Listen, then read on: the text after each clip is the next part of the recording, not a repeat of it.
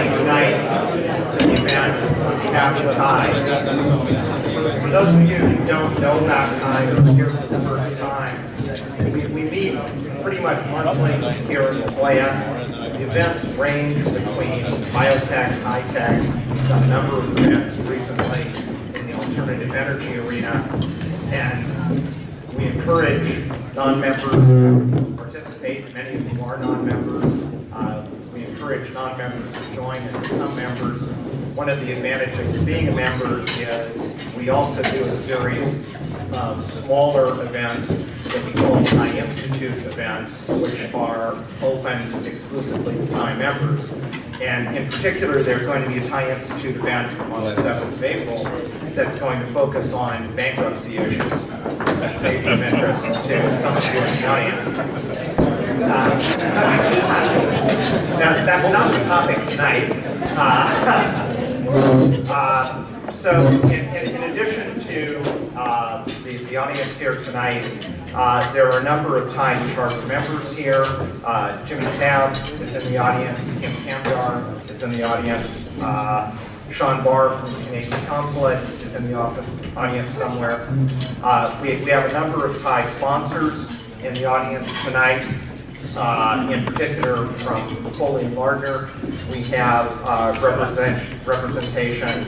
Kahal Chowdhury is here, David Sharap is here, and Sanjeev Don is also here, and Les Overman from Foley. The event in March is being formed at the moment. I think it's going to be another exciting event. It's going to focus on the convergence between wireless technology and healthcare delivery. And I think it's going to be very exciting. We don't have the panel filled yet, but that's a very interesting area. There are both a lot of small companies in the area that are focusing on trying to exploit that, as well as major companies in the area, Qualcomm, Texas Instruments, and others who are involved in that technology. So I encourage everybody to watch the website for the March event. So in terms of tonight, what we wanted to try and do was to bring in a number of CEOs in successful and thriving biotech organizations in both the public and private arena to talk about strategies that they are finding useful managing in these trying times to make their companies, to keep their companies successful. So we have a panel tonight that has representation from the diagnostic arena, from the dental arena, and from oral therapeutics, public companies, private companies, and I think that mix is going to give us a very interesting discussion. So I'd like to introduce very briefly the panel and our moderator for tonight, and then I'll let them take care of more formally introducing themselves because they know themselves better than I do, certainly. So our moderator for tonight is Ross Bersot. Ross has very generously been able to come down from San Francisco tonight in conjunction with some other meetings that he has in the area. Ross has been at Bay City Capital since 2002. He's currently a partner there. Prior to Bay City Capital, he was with Jackson Square Partners, and before that with Payton and Rigel Investment Counselors. He is currently a director of Vera Pharmaceuticals here in San Diego, in addition to his other activities at Bay City. On the panel, in alphabetical order, we have Donna Janson, who is the CEO of Novalar. She's been there since June of 2004. Donna has many years of experience leading dental companies and launching novel products into the dental market.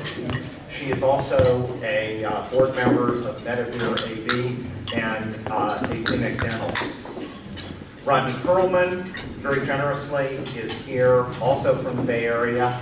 Rodney is the president and CEO of Nuon Therapeutics, which is a relatively new company with that name. He'll tell you the story. The history is much longer. It is a private company focused on developing novel agents for treating diseases of the immune system. And last but not least, we have Harry Stylii, who since June of 2005 has been the president, CEO, and a board member of Sequenom here in San Diego. Harry is also the Director of Molecular Insight Pharmaceuticals and is an advisor to NanoSim. So, would you all please join me in welcoming the panel and our moderator.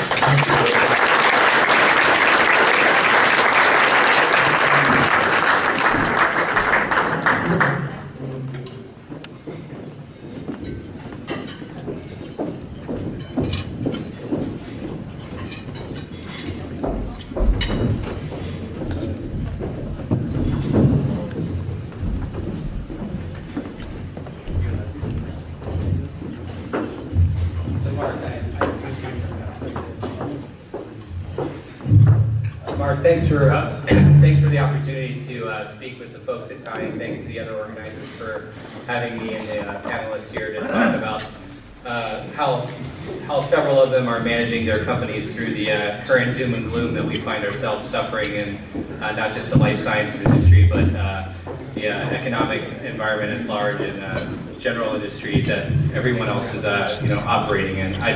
Before we get started, I'd like to give the panelists a chance to briefly introduce themselves and the businesses that they run so that we can have a context for what I think is a great panel of CEOs operating in a good cross-section of the life sciences industry.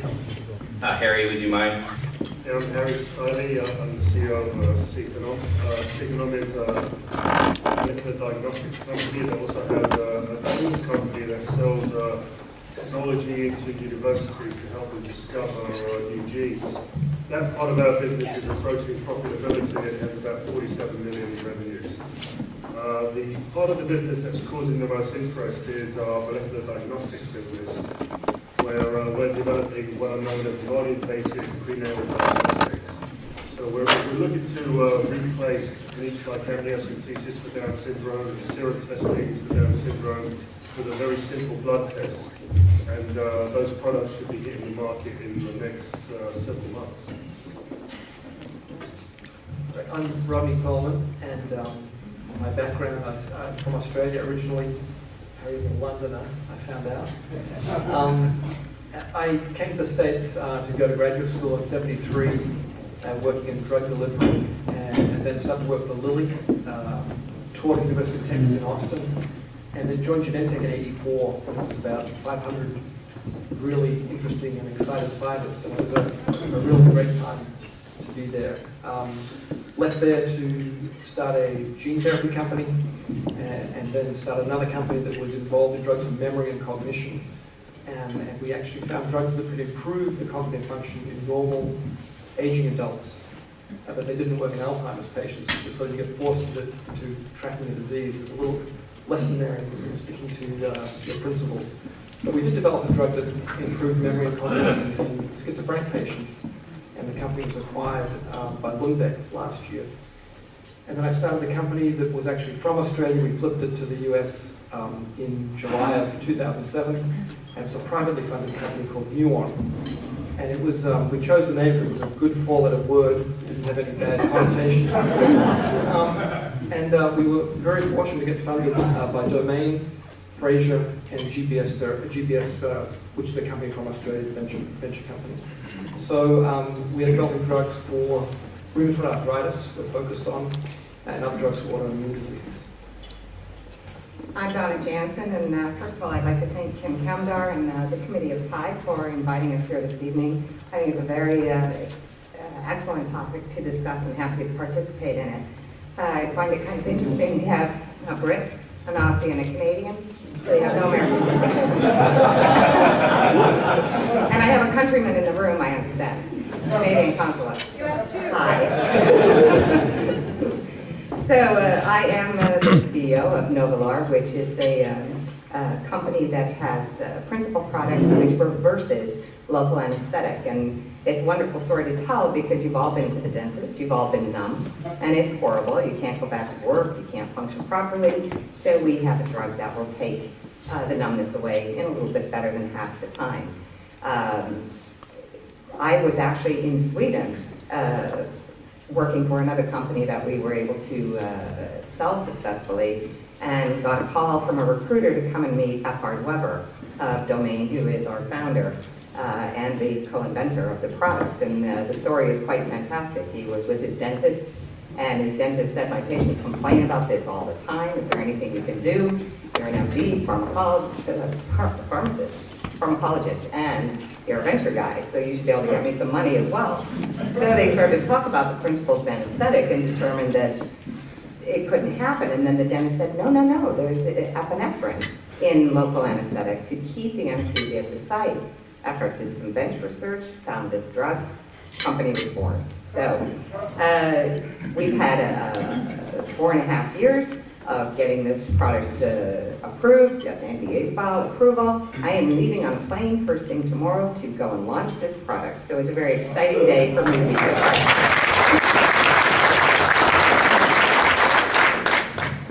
So I think from my perspective, there's a lot of doom and gloom out there. We all know that Dow and all the various market indexes are down 50%, from their highs, and it's a brutal environment for raising money, for companies, for VCs, and we don't need to dwell on all that. I think you can look at a company like Sequenom that's, despite everything that's going on, is managing the launch of a prenatal diagnostics business and has seen its stock price double while the indexes have performed as they have since that market bottom. You look at Nuon, which raised a $27 million Series B round in April of last year and is developing an in-licensed product and multiple indications. And you look at Novalar, which is about to launch their first product and got their product approved by the FDA last year, and especially dentistry area. I think these are all wonderful companies, perfect examples of CEOs executing on business plans in a tough environment.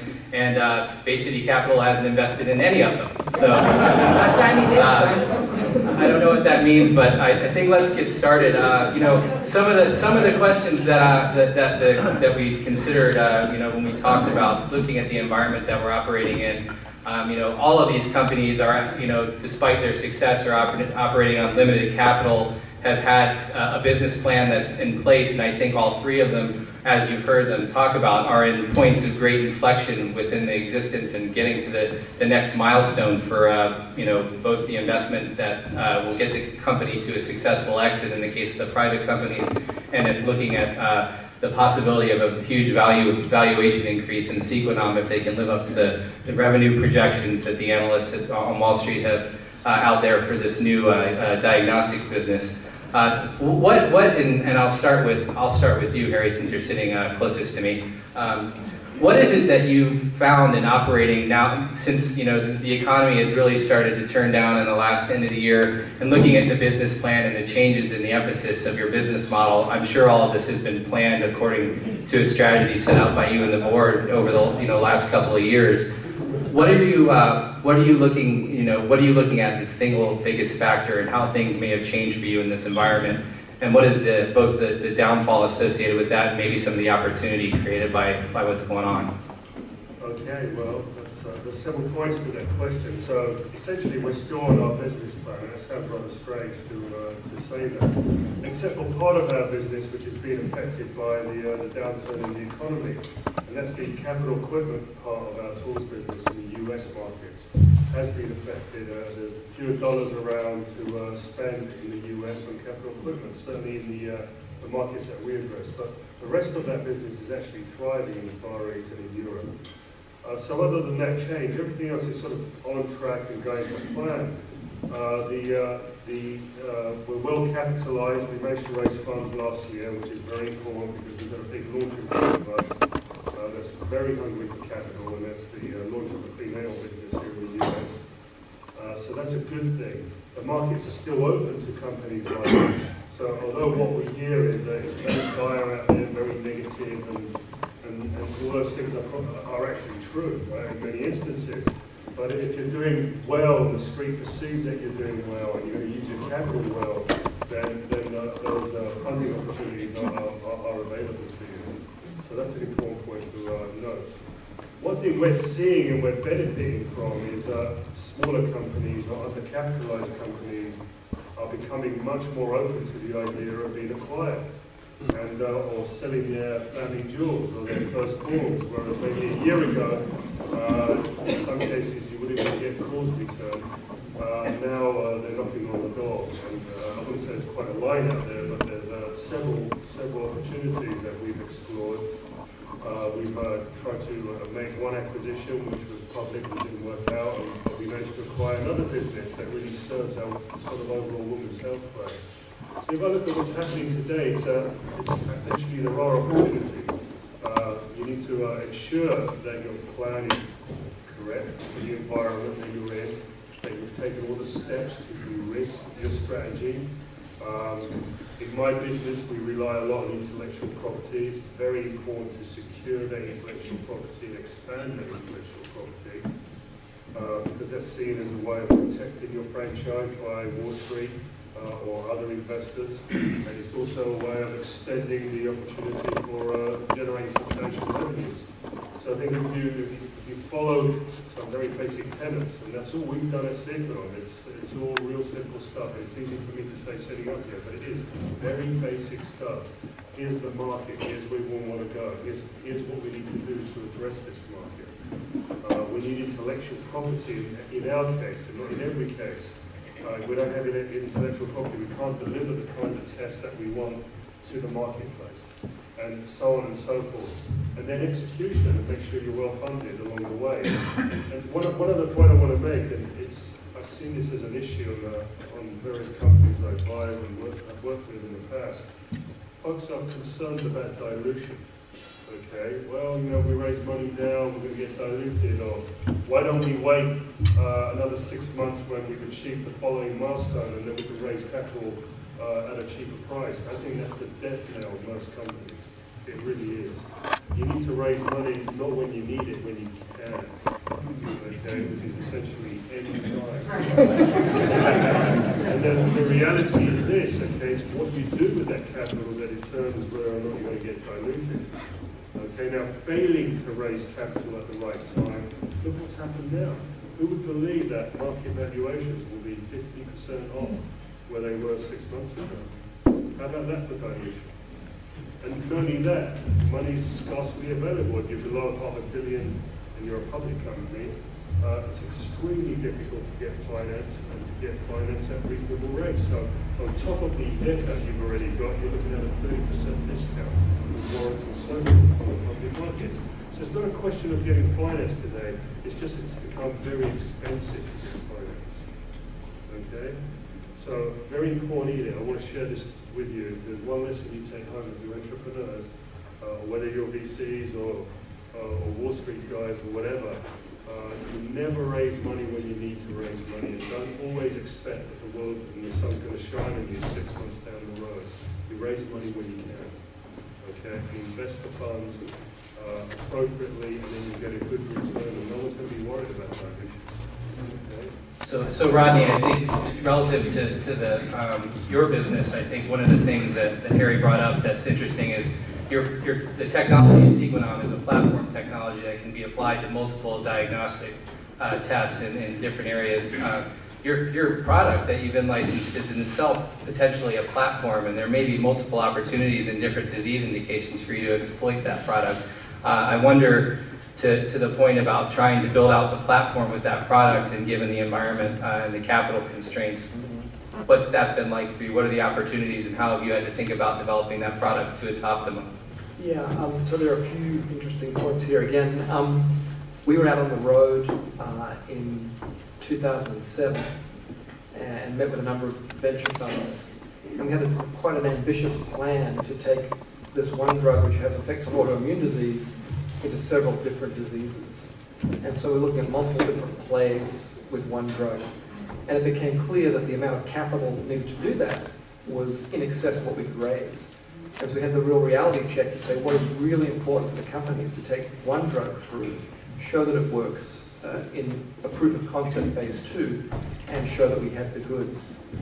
So while you'd like to have your business hedged and you'd like to have that one asset looked at in several different clinical settings, unless you can do this with the sort of money you can raise, always take the one shot on goal and make sure you've got all the work done that's lined up for that.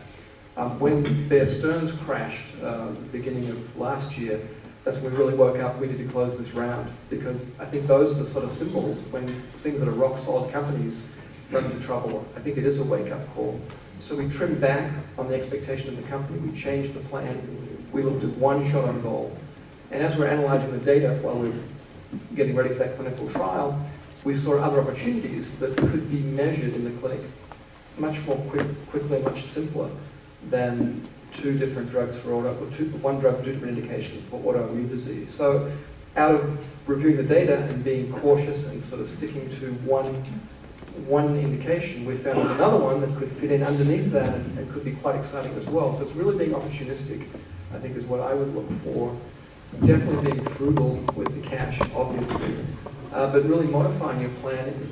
And I think to Harry's point, this whole idea of what you're worth and what your expectations are, it's all on paper. And we went through with a previous company the 2002 cycle. I don't know how many of you were raising money in 2002, and you get told, here's the valuation. Do you want to comment on that? No, thank you. But we raised enough money to be able to keep the company alive, and I think that's the point, and actually resulted in acquisition. The alternative is you sort of think about valuation as being something that's really important and you've got to stick your guns into and you have to dig in and not give on. But I think that's, of all the things you think of it in the equation, that's the one that has the most fluidity and the one you can really give on. And at the end of the day, if the company is successful, you will be successful. But I think this idea of things like people hung up on valuation or trying to sort of solve all the problems of the world, having a portfolio that's too large and not being disciplined to prune it, I think all of those things can be very challenging in these challenging times.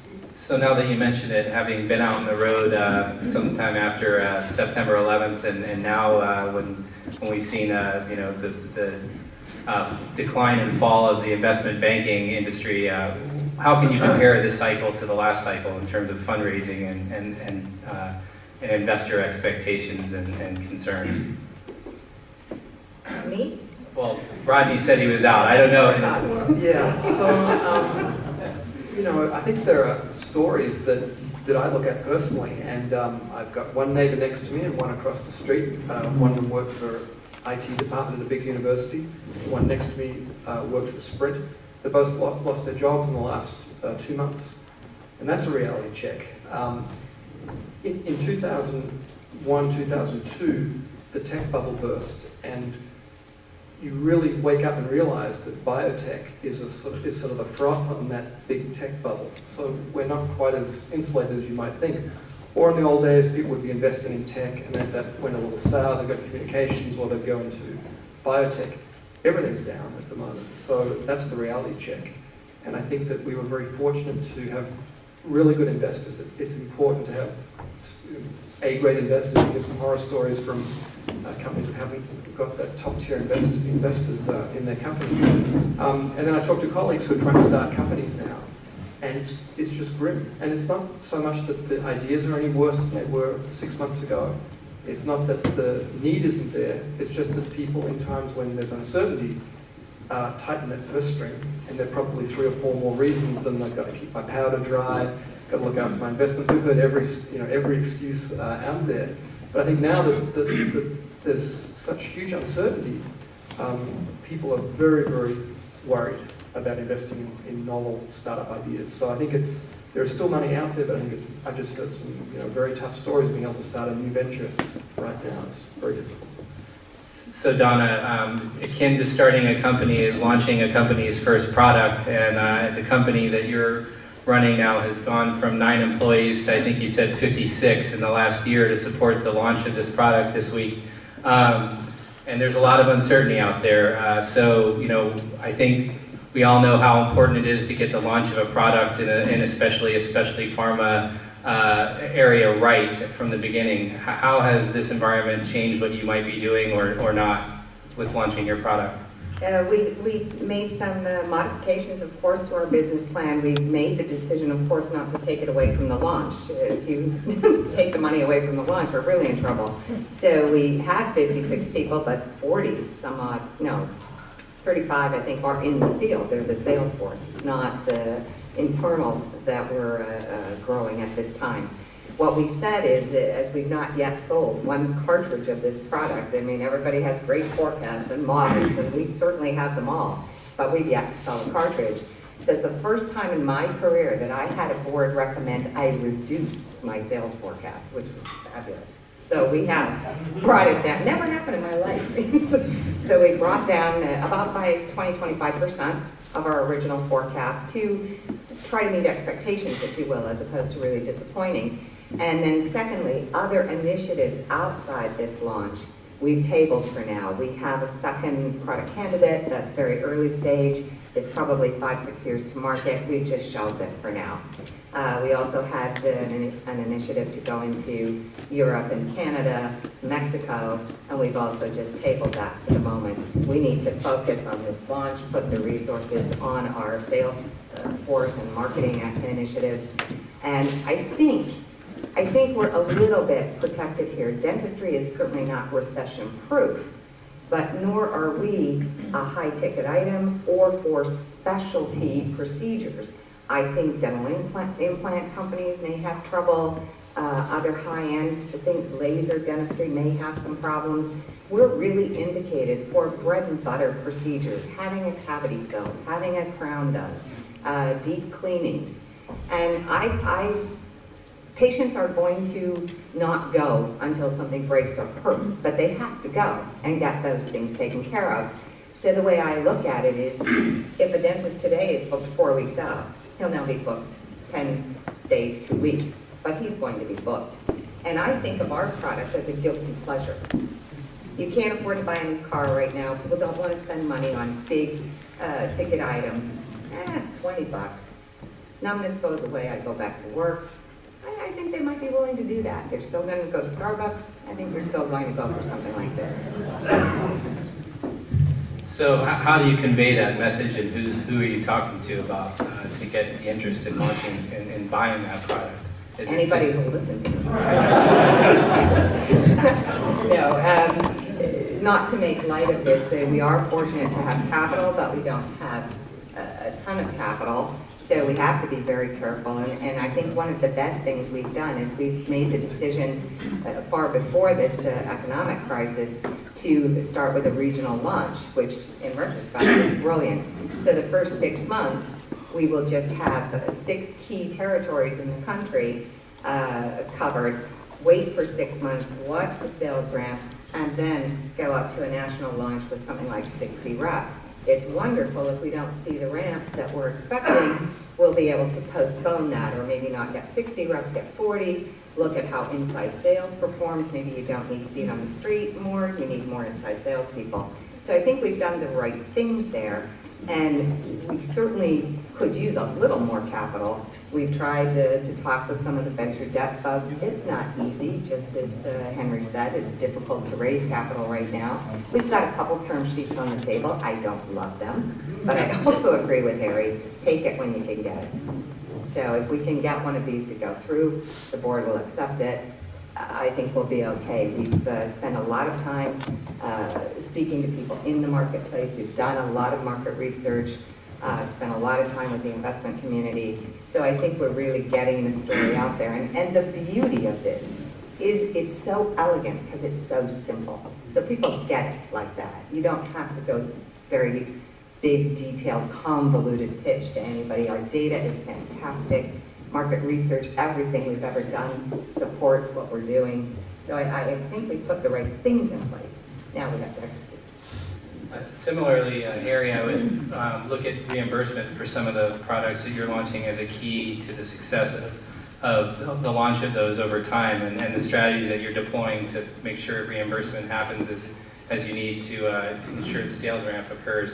How do you think about reimbursement, and has reimbursement, given the budgetary crisis that all of the funding agencies that would be involved in paying things and paying for healthcare, whether it be private pay or the government, are looking for ways to cut back costs, and there's existing products that deal with some of the tests that you're involved in launching.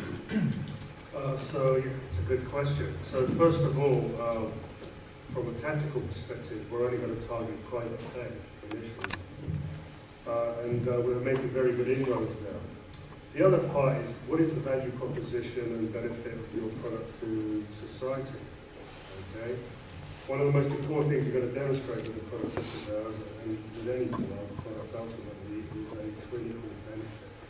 Are you creating a substantial clinical benefit? And in our case, we could make a very compelling argument that we do create a very key clinical benefit.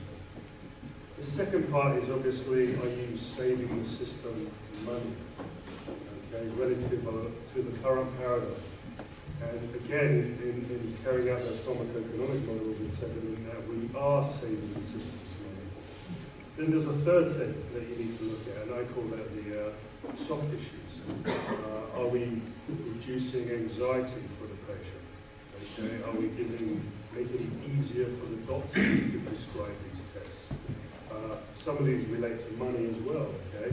And the answer, in the case of, say, Down syndrome test, the answer is absolutely. It has that potential to do so. Now what's left, so once you have those, you can go into the payers. You have the opportunity now to use a value sell to those payers, okay? However, if you use a value sell, and I know this might be getting pretty specific, but pushing is about reimbursement, and we'll try and explain it, how it works in the molecular diagnostics business. If you use a value sell to those payers, then it takes a long time to get a price.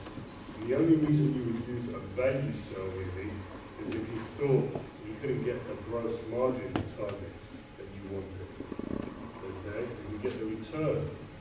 Now in our case, we could use a CPT code stack. And I don't know if you guys are familiar with what a CPT code stack is. Basically, every component of your test or drug, usually, unless it's a brand new chemical entity or whatever, usually has a price associated with it that CMS sets. Okay? And it's like a codex of virtually everything that you could possibly think of prescribing, certainly molecular diagnostics. And it transpires that our molecular diagnostic for Down syndrome has a CPT code stack that actually, even in the worst kind of case, gives us our gross margin targets. Okay? Well, now we've got a real interesting situation. We can go in and use a value pricing strategy to basically sell to the payers, but we're happy with the CPT code stack. Okay? So that's what we're doing. That's the process we're executing. We're really, just beginning to make inroads. So we're very confident of what we think we're going to get reimbursed for our test. And as Ross pointed out, it's not, when you launch a test like this, it's a pretty messy thing, especially around reimbursement, because you have early adopter payers, just like you have early adopter doctors and patients. And then the mass market really moves a little downstream once they're pretty convinced that you de-risk the test and a lot of the infrastructure issues have been taken care of. And that's what we expect. We expect probably a 18-month to 2-year process before what I've just described reach a point of maturity, where we've got all the players, the vast majority of players on board. We've figured out our pricing structure. We're getting reimbursed. The vast majority of covered lives are in network as opposed to out of network or out of pocket, and all those good things. So it's a 2-year process. And that's consistent with how we see our sales ramp going. Okay? So although expectations are very high, and so is Wall Street, it's very high. And even if we factor this, I look at it like an impedance, okay, to growing the business and driving adoption. It's pretty consistent with how we forecast the business and all that good stuff that you need to do. Okay? Now, of course, having said all of that, we've got a variety of scenarios and contingencies. Okay, and that helps to have those in front of you and well thought out and well supported.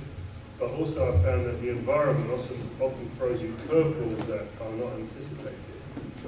So you've got to be able to adjust in real time and make the right decisions and calls to do that. So it demands that, although you've got to be focused in what you do, you've also got to have the ability to be flexible and adaptable. Okay? Because, I always say this, best laid plans of mice and men often get wasted. Okay?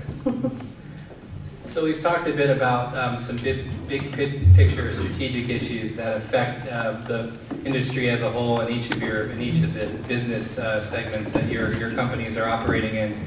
Perhaps we can think about maybe how, and this gets to a little bit of what you concluded your last comment with, Harry. How are the everyday activities that you're, in terms of dealing with staff, suppliers, contractors, the whole value chain associated with your business, dealing with your board, your investors.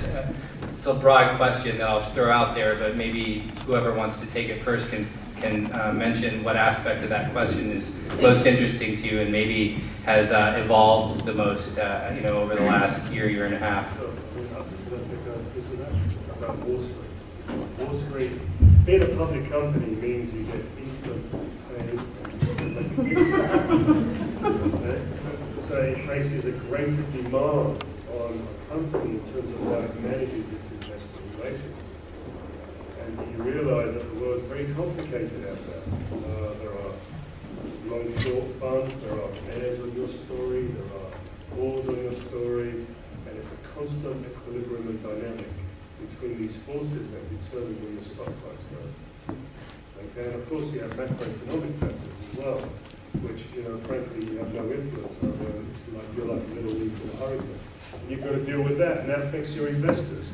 So I find that investor relations, especially in these volatile times, is one of our more demanding and challenging things that we can do, because it has an instant impact on how your valuation is perceived and how in reality your valuation is crystallized on a day-to-day basis. Now, I'm not saying you've got to watch the stock price on a day-to-day basis. You don't do that. What you do, right, is focus on delivering fundamental value intrinsically to your business.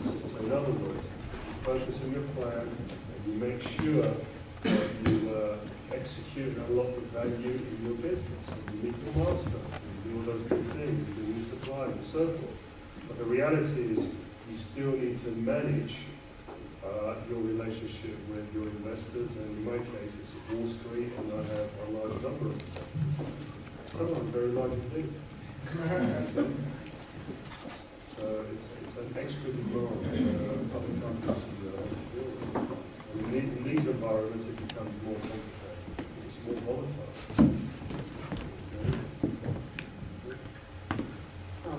So one of the challenges we have, of course, is thinking about exit. And one aspect of exit is sort of dried up in the last year. The IPO market for biotech has been, there's a little thermometer I used to get each month from when it was Think Equity. I think it's Think Pan now, it's changed, but the bulb is like it's gone. I mean, there's nothing in the bottom of the bulb. So, so that leaves you with other options of partnering or acquisition. And pharma, if you've looked lately, is a little bit of gridlock as well. So right at this moment, I think there's a great need for products. But in certain companies, it's very hard to get decision makers to see what's out there and to make a decision. So, we have to keep pushing. I think it's sticking to the plan in the sense of getting relevant, crisp endpoints done in a clinical setting, or having a platform technology that could really produce and deliver the goods, and then pushing that into a pharma partner or acquisition. And my last company was in the dual track of partnership that we flipped to acquisition, keeping those things in the front of each of the partners we spoke with. But I think that it will, of course, things will change. At the moment, it's very challenging times. I think it's being aware of that. When there are no good IPO exits, it changes the valuation proposition again. And so what you think your company is worth when there are comparables out there that are public companies is a real sobering experience as well. So I think working with pharma, talking with them earlier rather than later, getting them to be familiar with the product and then delivering the clinical results, that's the way to set this up, is to actually have meetings sooner than you would have probably normally, but to really nurture that pharma partnership. It's important. Certainly, this has changed our exit strategy as well. The original plan would have been to do an IPO or an M&A this year, get a couple of quarters of sales up there, show a nice beginning of a ramp and an exit. And it's already been said, the IPO market's closed. we really have to say, okay, we're on our own. We're going to have to fix this ourselves. There are certainly some M&A opportunities. Dentistry, unfortunately, is pretty cheap, so your valuations aren't good at the best of times. It won't be any better right now. So we have to make sure that we hit these milestones in terms of the first 3 quarters of sales, so that these people wake up again and really see that there is an opportunity here. Dentistry is vastly underserved in true innovation. There's a lot of, it's a device industry, and there's a lot of little tweaks to products, a little bit different delivery, a little bit easier to use, but true innovation doesn't exist that much at all. So I think that will help us. Also, of course, the investment community. We were talking at the table at dinner, is you've spent the past couple of years really forming relationships with these people. You'd really like to work with them when the time comes. They're gone. So you have to start again. You know, people that you really liked and thought would be wonderful partners to work with are just not there. So you have to start the process again, and we are certainly actively doing that so that we have the right pieces in play when the market opens up. We've also spent a lot of time in trying to speak with our investors, of course, being very transparent about what we're thinking of doing. I have to say I have an amazing board, so it's really not been difficult. They've been nothing but supportive going through all of this. We've had some glitches along the way. They hang in there, they trust us. You can't ask for a better environment to work in when it's such a difficult economic time. So this probably applies more to Rodney and to Donna, but so given the fact that you're being railroaded toward a particular exit potential rather than having a menu of options along those lines, how do you manage the business in the context of a partner possibility, a trade sale, and how does that fit with the expectations of your investors and what you were trying to build within the company and the potential for the pipeline that you built within the company? So for us, part of the good news is that the current therapies in autoimmune disease, in particular arthritis, rheumatoid arthritis, are biologics. And the price of those biologics is rather steep, as many other biologics are in other treatment paradigms. What's happening is that the payers are putting more and more off on the patients to pay. So it used to be a copay. Now we had our investigative meeting this last Saturday, and at that meeting the docs were complaining about the fact that the insurance companies now are putting more and more cost of these $16,000 to $20,000 a year on the patient. It used to be $50 a visit, and it's $150. Now it's 10% of the cost. And drug companies are putting in patient cards. There are certain techniques they're using to try and lower that expectation. But I think if there is good news, the good news for us is that there is a great window for a small molecule that has very comparable activity to be able to compete. So for us, it's again showing that the drug works as effective or close to effective as the biologics. And because it's sort of paved the way in terms of price expectation, it makes it a very interesting proposition. So we're into it. And so I think this could be true of many other companies, to think about an area that you're in that has, I know the word is very expensive therapies, but ones where you've got some leeway to show an improvement to the patient because it is getting to economics in a very big way. So I think that's one of the things that we're looking for. And again, this idea of dual tracking, both working as a development partner and then flipping to acquisition, those are possibilities. And we've, of course, discussed this strategy with the board, and we're very open about how we think of exit. At the moment, we need to complete the clinical trial, show the drug works. That's our main goal at the moment. But I think it is important to start to nurture those pharma relationships and think about the value proposition of the drug, how it would compete. And so one thing we've done is a pretty full strategic marketing assessment, even though we're an early, just starting phase 2 company. We think that's an important tool to have. So when you go and talk to a pharma company, you've done your homework and you have numbers to present to them. And it's a very real instrument, because just showing them, here are the clinical data, that's probably about 40% of the value of an asset. So the other 60% comes from how you position that You've thought through things like reimbursements, you've thought through things like pricing, and that changes the proposition rather than just saying, here are our data, don't you love us? You know?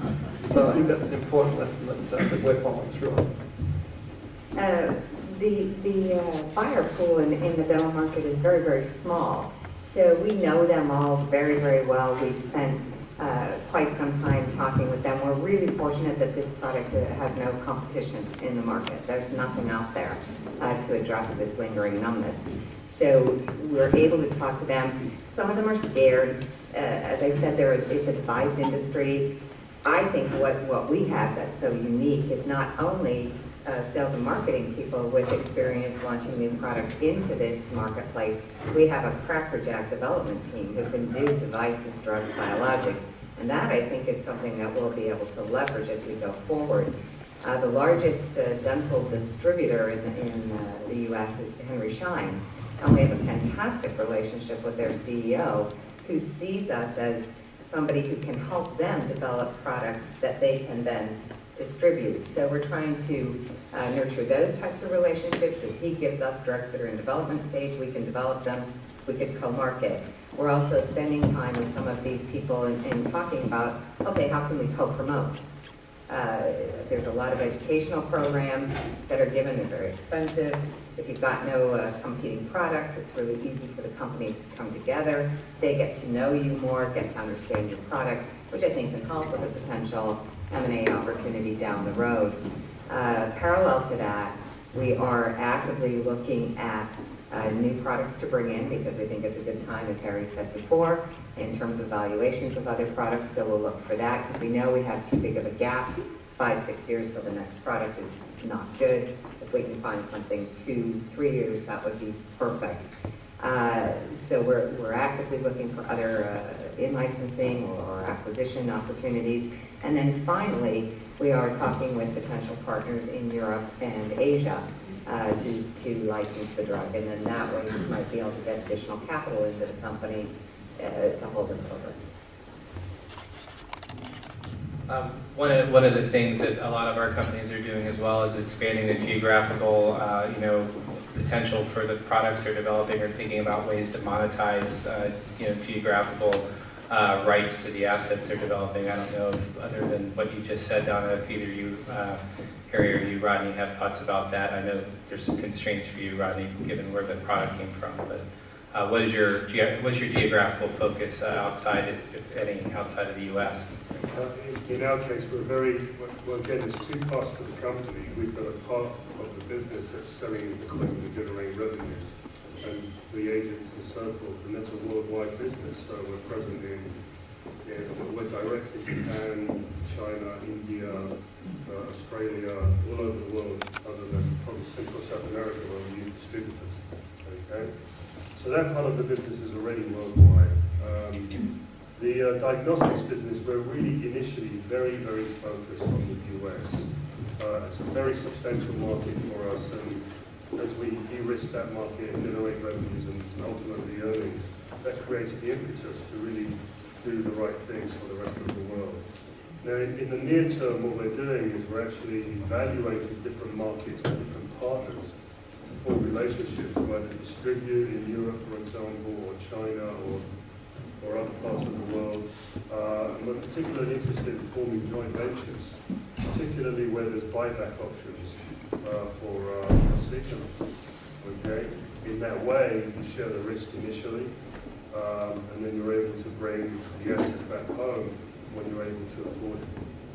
Okay? Simply put. So those are the kinds of structures we're looking at and we're assessing for other parts of the world. We're not looking to do global deals. The problem with global deals, in my view, is that, yes, you do get a big upfront piece of cash, but you effectively, if it's a much larger player, you effectively set up the next acquirer, and that limits your upside potential. Okay? It really does cap your potential. So those deals are great for putting cash into the business if you need cash and you don't have any other options. But it's not a great way of really building long-term shareholder value, or frankly even de-risking. Other than the benefit opportunity that the immediate of the cash. Okay? thoughts on that? Geographical opportunities with your products?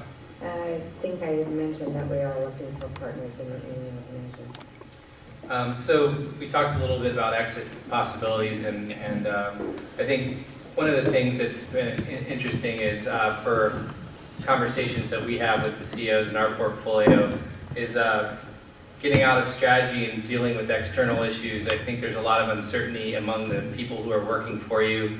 Biotech and life sciences have not been immune to the layoffs that have affected the financial industry and the manufacturing industry. And a lot of dealing with investors, board members, employees who may have concerns about the business and what their, next Monday, next week, next month is what fate might befall them. You could potentially get dragged into focusing on kind of lagging issues rather than thinking about what might be leading in front of you.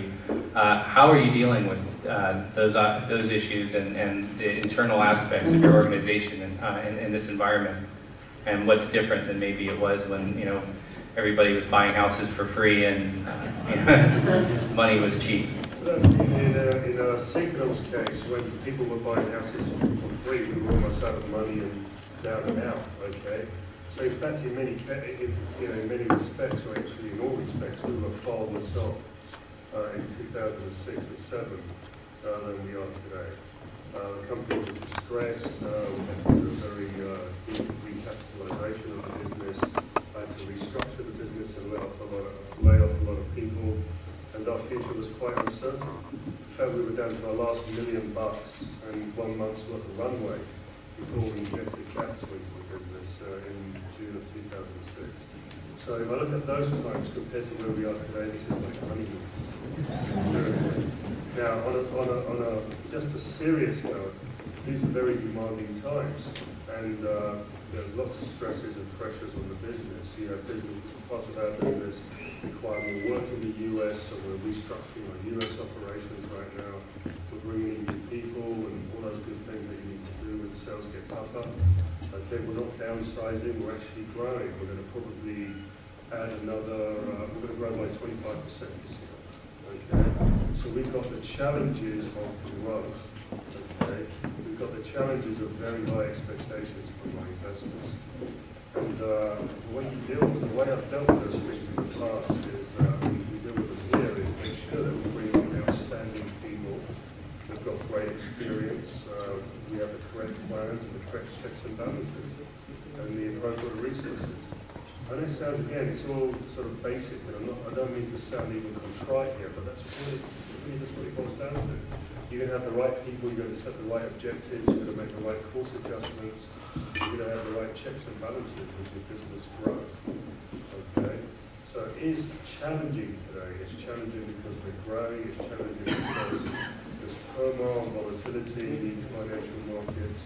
Part of our businesses are on an economic down cycle. Others have got huge upside potential, and the expectations are real challenging from that regard. So all those things are going on, but it's exhilarating. I'd rather be where we are today than when we were 2 years ago, frankly. These are all high-class problems. It's one of my favorite problems. Okay? I think, so we're in a different position as well because we were just funded in April of last year.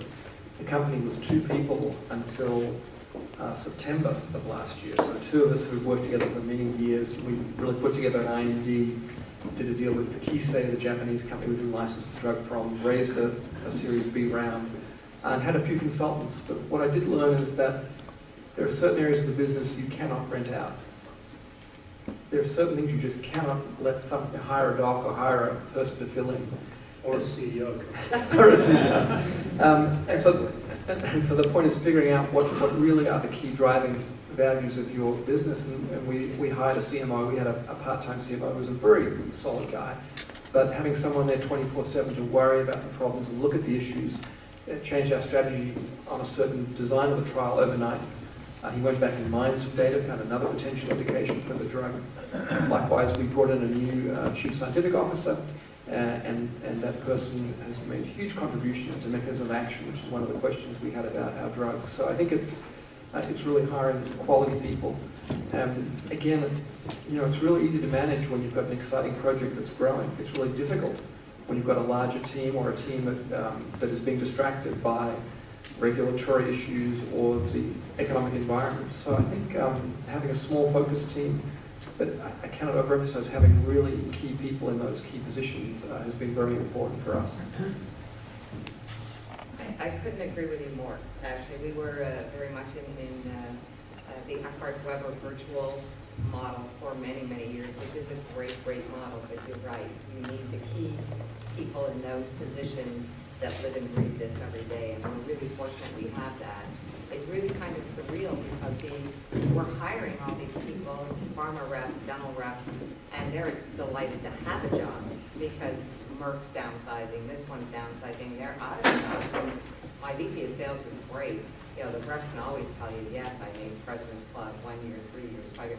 He makes them show him the proof that they actually did. So we're getting high performers coming into the company. So they're really happy, but I was very concerned about my core team because we had an NDA approved last year, but due to a packaging issue, our launch was delayed. So then you don't really make your corporate goals, do you? And I impressed upon the board I needed a focused, motivated team, not worried about losing their jobs. And they were just great. We were able to give them some portion of a bonus, make sure they got a little increase in pay. So they're like hyped and ready to go. It's a wonderful situation. I think we really could have proved that had we said, okay, no raises this year, no bonuses, no nothing. So I think, yes, we spent a little bit of money, but I think it was money well spent. I think we're getting close to the time for Q&A, but I guess I have a sort of related but not totally related question, which has to do with sort of be remiss of us to ignore the fact that we've had a change in the White House and that there's a different political party and a different president in place. With well, with the different priorities with respect to funding healthcare. So while you might not have voted, you know, I wondered if there was any big picture thoughts on some of the changes that have been handed down and maybe some of the stimulus measures that have been potentially enacted by the White House and the legislature recently. I think, you know, from a longer term perspective, you would anticipate that health care, which is the industry we're in, will come under pressure, especially from a cost perspective, and drugs, certainly, potentially also diagnostics, are a soft target low-hanging fruit. So I think maybe that's the trend, but it's not going to happen for a while. Now, on a sort of lesser level, the stimulus plan is actually going to help my business, especially the bit that's been affected in the US with lower capital equipment sales, because there's talk that the NIH, which is a major funder for parts of my business, is going to receive a really large capital injection for equipment. So it's a good thing. On another level, one of the things that Obama was championing when he was, before he was president, was a genetics testing bill, which was very industry favorable. And we expect, we're hoping, just to say that carries through into his presidency. And it creates an environment that's better for genetic testing, where, you know, cost savings are obvious, and where clinical benefit is very clear. So I see, so I'm being optimistic in terms of what the new administration will be, not because I'm politically that way or whatever, I'm not making a comment about that. Just I feel there's early signs of optimism, specifically for the industry and business that I'm in. I think long term it gets more complicated because one would expect that healthcare costs would be squeezed and contained, and drug and potentially diagnostic costs are soft targets. Okay, but I think good stuff in the beginning. Yeah, I think there'll clearly be pricing pressure. There'll be healthcare bills and things that are being pushed through that will maybe let rest for a while in previous administrations. From our perspective, having small molecules that we think are cost effective is very exciting, especially as I mentioned earlier, against this background of biologics that have really become quite pricey. So I think that there will be pressure, biogenerics and other issues such as technologies along those lines. And then I think some of the personalized medicine, even though it's had relatively difficult time getting a foothold in. I think the economics are there to show in a couple of cases that you can save not only the patient from having irrelevant therapy, but also the cost of that therapy. So some of those issues I think will come into the fore with the new administration. For dentistry here, we're in a little bit different situation. So I think the stimulus package is going to help tremendously, as you both discussed. In my world, it will help if you get people back to work. That's going to bring patients into the dental office. I don't really see it affecting us. We're not a reimbursable product. This is very common in dentistry. Dental insurance is nothing like medical insurance. It's an indemnity plan. You have a cap of $1,500 for the year. You get a crown, you get your teeth fixed, and right across you're done. Patients are used to paying out of pocket for their dental services, so we don't see this as an issue. And actually, the dentist usually likes it because he's going to bump the price to the patient. Usually, he doubles it. So it gives him an opportunity that there isn't some code and a fixed pricing that the patient sees. So I see it as getting people back to work and getting them into the dental office.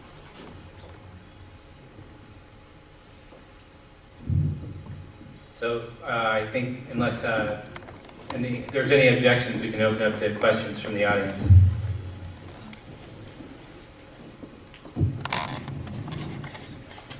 Go ahead.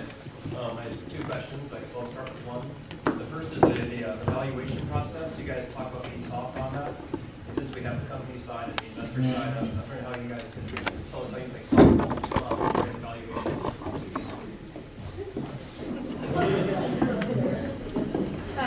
This is actually what I was afraid of when they asked me to do this. Okay, I really was not anticipating. I'm not an investor in their company. I'm not on their board. They have no reason to be nice to me whatsoever. So I'm in a total lose-lose situation right now.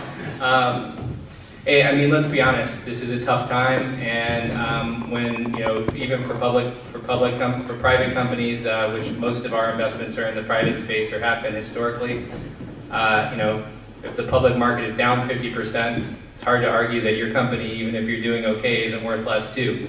So I think you saw a lot of the free debt with no covenants get done in the last couple of years. That's all ground to a halt. I think terms for getting debt, as Donna mentioned, are much more onerous. The security that's being asked for with respect to debt that people are trying to secure to get to that next little step is quite a substantial portion of the company's assets fairly often. It's just a very difficult environment for financing. And from our standpoint, if we're looking at a new investment,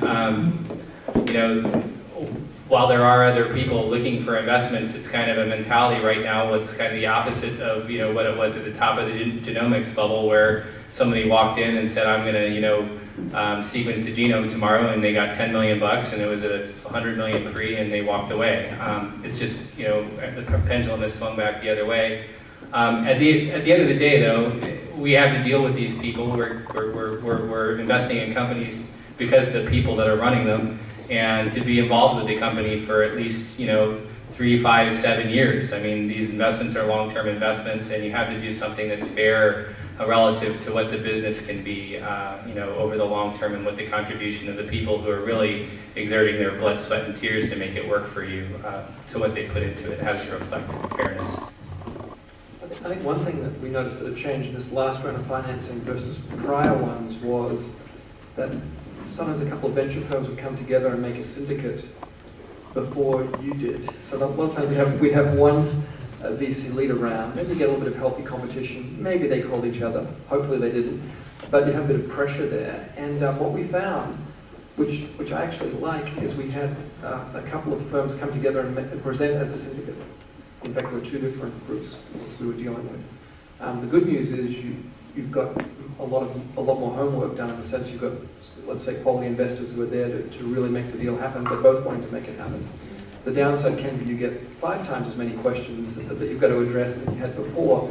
But I think that our experience was it was a very positive thing, whereas going out and getting one lead investor who then you'd go and present and get someone else in, and it was a much less efficient process. And I think we really liked this syndicate because you could present to the syndicate, that you'd get yes, a longer list of questions, but each having those addressed would give you much more confidence in the deal would get done. So I think that's one thing that I've noticed that's changed since the prior rounds that we've done. The public markets are even more Darwinian right now. And what the buy side tells me, there's basically market caps below $500 million and market caps above $500 million. If you happen to have a market cap above $500 million, you're in a better place. If you're below $500 million, you're basically not very desirable. Okay? And if you happen to be a $500 million company that needs to raise $400 million or whatever the number is to get a drug to the market, then you're even less desirable. Okay? Because no one has the appetite to bear that risk. Now, of course, that's got to have an effect on private companies. So we all hear about this big repricing of assets. Well, that's happening. We're living right now, okay? We're still living in the past to a degree, okay? I think valuations are going to fall even further, especially where you're private, you don't have much liquidity, and you have a high need for cash, okay? I think you need to be extremely realistic in this time. There isn't going to be good valuations. There isn't going to be funds coming easily. So then it's critical, I think, that you focus, you stick to your knitting, you execute your plan, you meet your milestones, and believe that you're going to have to overcome this yourself. And that will help you make the decisions as you go forward. You can say, oh, it'll be great, 2010 will start again.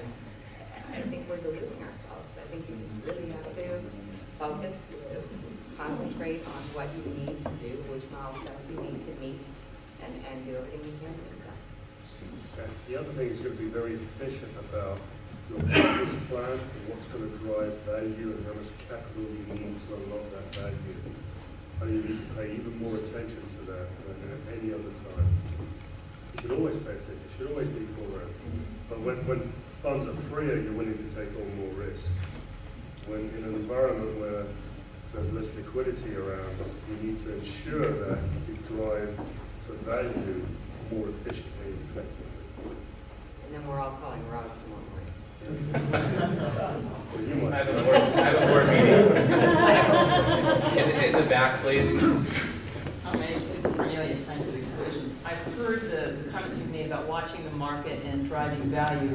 And thank you, Dr. Pearlman, for your comments about individualized plans and personalized care plans. I think that's very important. The question is, you have a different strategy and you're in a different place than the other two.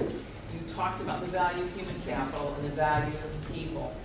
What about your culture? What about how you run your companies keeps your sales teams focused on what it is they're selling, and then bringing what gives voice to the intelligence that they bring back about the market? What about your culture helps them create that dialogue inside the company? We have actually spent a significant amount of time on the culture and really did it ground up. Had all board members, all clinical advisors, marketing advisors, and every employee in the company participate in a questionnaire about what the company needed to be careful to keep, what we should be careful not to do. And this was a fascinating process for me, and what we found almost unanimously is that our employees did not want to become big pharma. They really liked this entrepreneurial spirit. I'm a rather direct person. It's a rather, I would say, blunt environment, an honest environment, which isn't always very nice. Right now, it's great. You can treat your employees like shit. They haven't messed Truly not. But we really wanted to foster this and keep this alive in the company. And we spend a considerable amount of time in the interview process because certainly it isn't today at all about do you want this person to work with you or not. It is a mutual exchange, and the more you can tell the person about the culture of the company, I think the better success you'll have at potentially getting these great people in. And we spend a lot of time. This is a startup, my friend. Roll up your sleeves. Don't look over your shoulder. Nobody's there. So get on it. We cannot, and it's very unfortunate because a lot of times people from larger pharma, they come into a startup, they think it's so sexy, this is going to be wonderful. And then what they want to do is sit back and call in consultants. And we can't have that. And they think that they were worker bees in their previous companies. They weren't. And no matter how hard you try to explain a startup environment, some of them just don't make it. They can't understand. They were great cogs, or they were great orchestrators of things, but they don't really know how to do the work. And we need doers. And I think that's how we're going to be successful, is continuing to bring doers, achievers into the organization. So I was really lucky to be at Biotech in the early 80s, and the late Bob Swanson set that culture, and he fought changes to the culture, even to the point when Roche did the first of many buyouts. We could have gotten Roche's FedEx rate, and it was like a big thing not to copy on Roche's coattails. I think they kept the culture there longer and alive for much longer than what would have been. And I agree with Donna, it's hiring really key people who have no mistakes about what a startup is like. I think another attribute I find in people who really work well in the startup, it's also being very open and honest and very collegial at the same time, and having mutual respect. The other point that I think is very important is having people who can scale from the macro to the micro. A lot of times you hire really good people who can just do that one thing, and that's not going to work in a startup, and certainly not in this current environment. They need to be able to see the strategy and then enact the tactics. And I think those have been the most successful hires, and people who don't always see every problem, as being a hammer and a nail, but they'll be able to look outside the box and think of something new. And we've grown as from 2 people to 9 people now, so we haven't been a large company. We haven't been a small company for very long as a micro company. And so we're just really feeling our culture now, and those things are established. They're very much organic. But you have to really work with the team and make the team feel like a team, but again, having clear goals, clear expectations, and definitely rewarding success and celebrating success. Those are really important things that we've found. I think those guys have done a pretty good job in describing in general culture and so forth. But what I would add, there's parts of culture you want to preserve because they're good and they're wholesome and they're scalable. Okay, things like honesty, integrity, communication, customer focus. Those are things that you might want to keep as you grow forward. But as you grow, there's parts of culture that needs to evolve with where the business is heading to, and you need to make those adjustments. And sometimes that involves changing people. They may be perfectly good people, as we just heard, but they're not scaling for a particular role. Or for particular demands that the business has. We need to deal with them. They're often the hardest decisions to make in any business. They take the longest time. But they're the most critical decisions because getting those right can lead to profound benefits to the business. I can give you examples in my US sales operations. We had good people who were good up to a point. And we've noticed now in this environment that they're struggling. They don't know what to do. And we hypothesized in the past that it was the product that was selling, not the salespeople who were selling. And that was true. Okay? Because as soon as the environment changed, the product's not selling as well. Okay? Not because of the macro effects so much, because the folks don't know how to adapt to the new environment. So you need to make those changes, and they're difficult. Okay? That's part of culture and part of sales. I thought I'd bring both those together.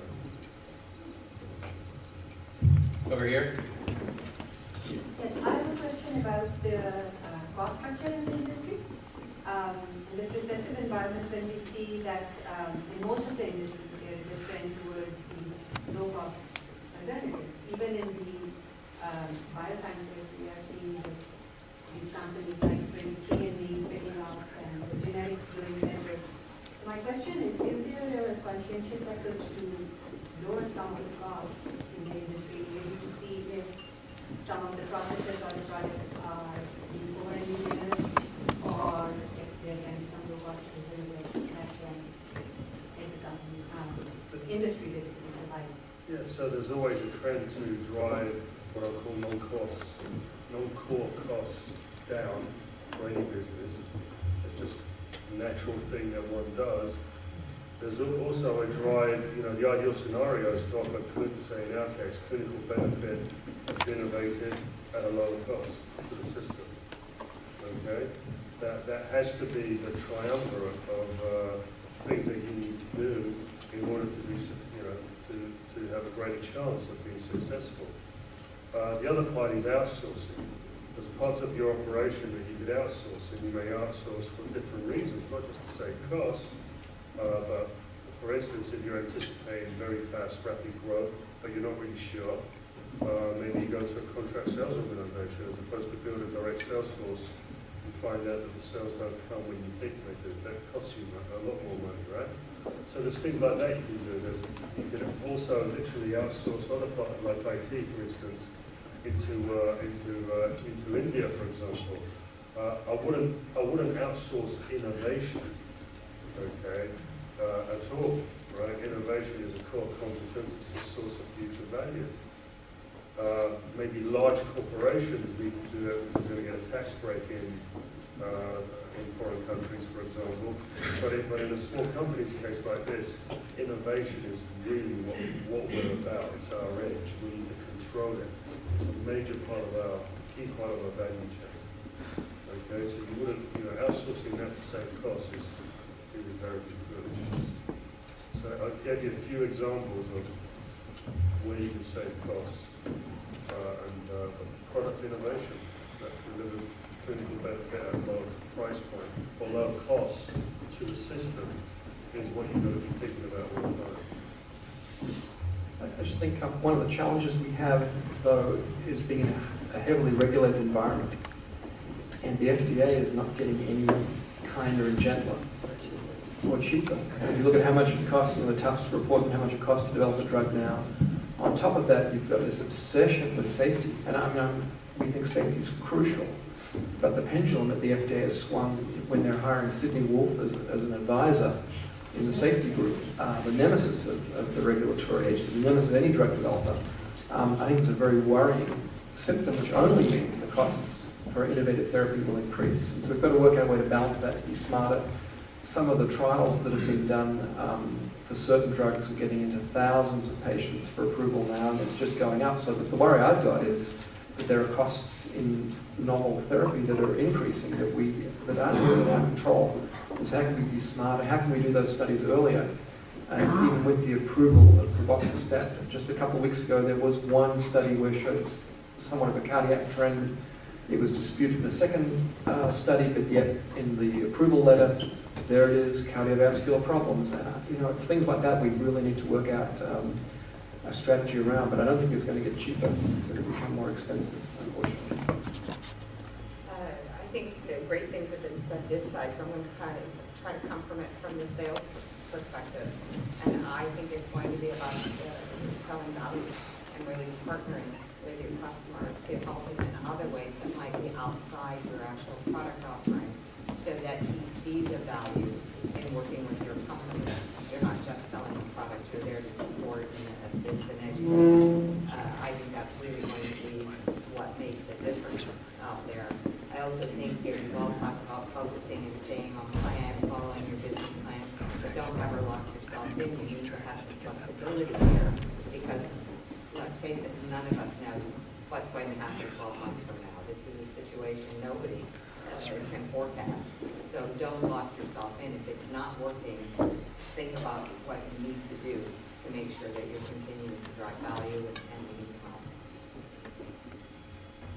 Over here. That's a good question. Why aren't you building life science companies in their own countries? And is there something special about the U.S., California? Yeah, I'll answer that one. So a friend of mine used to work for Fortune magazine, and he said that Silicon Valley was sort of like Renaissance Italy, where you had all the confluence of things happening, where you had money, which is really important. You had people who had a certain level of freedom to think about other things and to produce great art, great culture, great civilization. So it's a confluence of things. Clearly the west coast of the US, the east coast of the US, have got remarkable levels of talented, quality people, and also the capital to drive those ideas. My company was founded in Australia. but flipped to the US because there was not capital, there weren't the scientists, there wasn't the clinical development to have a meaningful company in Australia. On the other side through that. Well, in my case, it's pretty straightforward. I really like La Jolla. And I wouldn't know what else to do with myself. I don't have much of a complex story either. I was living in Sweden, and Eckhart said it was nicer in San Diego, and that was around February, so.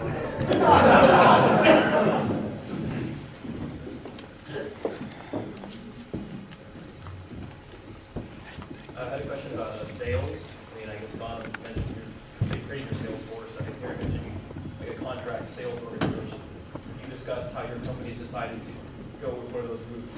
Absolutely. The original business model for this company was to go through a distributor and not have a sales force at all.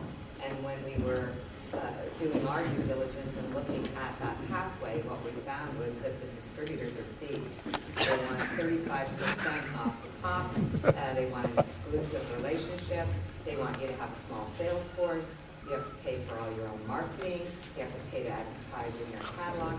What the hell? It's nothing like it. It made no sense. So it actually took some work with the board because that's the model they wanted to go down. And we determined and got some help from one of the distributors that when it's a novel product, that is not their forte. Their forte is one-stop shopping, doctor. You can get your syringes, you can get your gauze sponges, you can get your x-ray equipment all right here. But when it's truly an innovative product that requires consultative selling techniques and education, and helping the doctor to incorporate this new technique into his practice, you really need dedicated missionaries out there. Now, 3 to 5 years from now, once the product's established, it might be that that's the perfect time to hand off to a distributor that can increase your reach.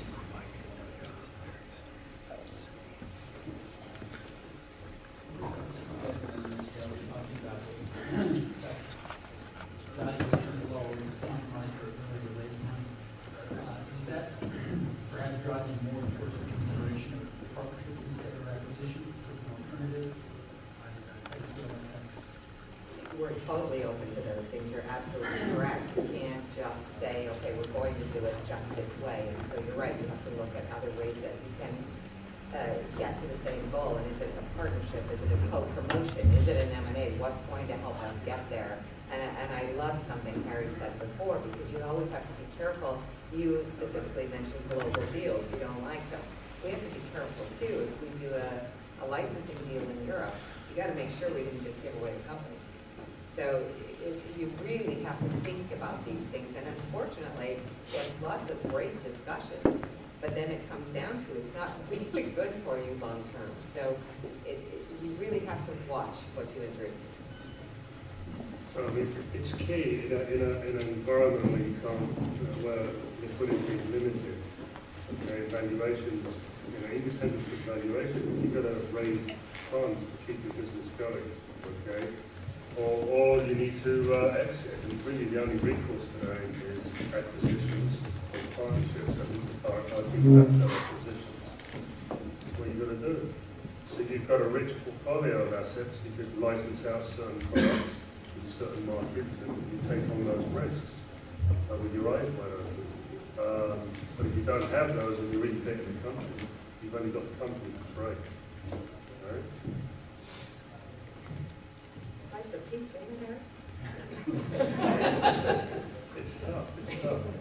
So even in our case, we're in a different place in the sense that we've got a substantial market cap. We're relatively well funded, but even we're a small player in the scheme of things. There are much larger sharks out there than Sequenom.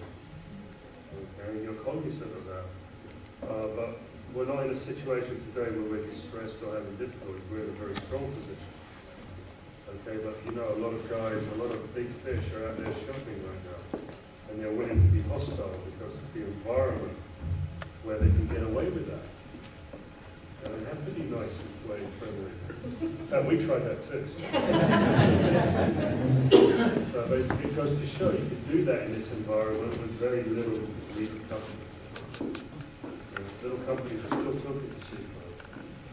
That hasn't changed because one of the ruses is that if you try and do a hostile acquisition, then all the companies that have intellectual property or have something that you want will never speak to you again. You know, let me assure you, it's like an advert. People came out of the woodwork wanting to work with Sequenom. So it's not a factor. So what I'm trying to say is, it's actually easier for folks to go out and do hostile acquisitions in today's environment, and you're actually going to see more and more of them. Okay? Now some of you may want to be acquired, so there's no such thing as a hostile unless you get to better valuation. Okay?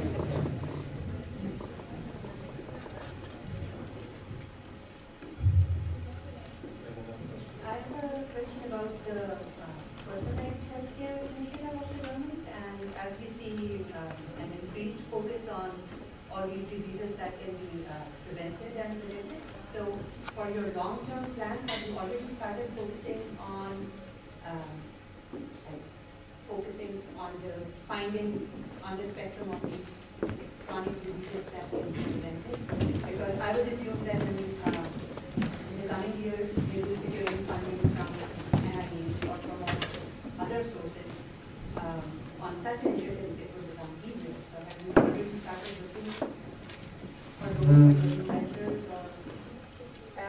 I probably have the least to say on this subject because we're not in the medical healthcare system. However, what I will say is that there's a very big initiative, NIH supported in part, in salivary diagnostics and the link between low birth weight babies, cardiac disease, and periodontal disease. And so absolutely diagnostics become very interesting in this space.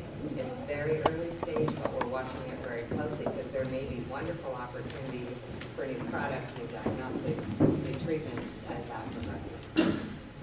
From our perspective, we're developing a drug for rheumatoid arthritis, and as part of our phase 2 study, we're doing some additional biomonitoring of synovium, which is the joints, to look for biomarkers for two reasons. One is to measure the progress of the disease, and the second would be to predict markers of disease. So we're very aware of being able to sell something that we show works, we know works, and that there's a proof at the molecular level. So we are thinking about that. So we too, I mean, our whole business really is molecular diagnostics. Parts of our business deal with traditional genetic disorders, and we're tackling those in a non-invasive business. But other parts of our business are looking to develop companion diagnostics, for example, cancer drugs. Okay. Another part of our business is to try and develop what are known as non-invasive diagnostics for cancer. So the idea of being able to detect minimal disease just by taking blood. So before you do biopsy or you detect by imaging, for example. So that's the direction we're playing in. Okay, and that's going to help companion diagnostics because it becomes much easier than to monitor patients in trials. You don't have to go in and biopsy them every 5 minutes. Okay? So, yeah, it's very important. It's going to drive costs down. In fact, what pharma needs to do is very reluctant right now. In order to get better patient stratification, it really needs to understand the genetic basis of the diseases that it's tackling so you can select the best patient cohorts. Right now, it's sort of doing it semi-blindly. Okay?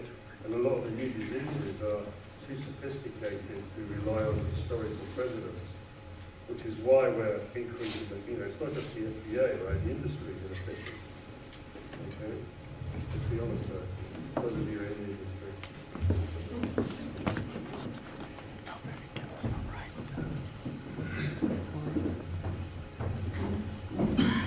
So I think it's a good time. I'd like to ask everybody to join me in thanking the panel and Ross for a great discussion this evening.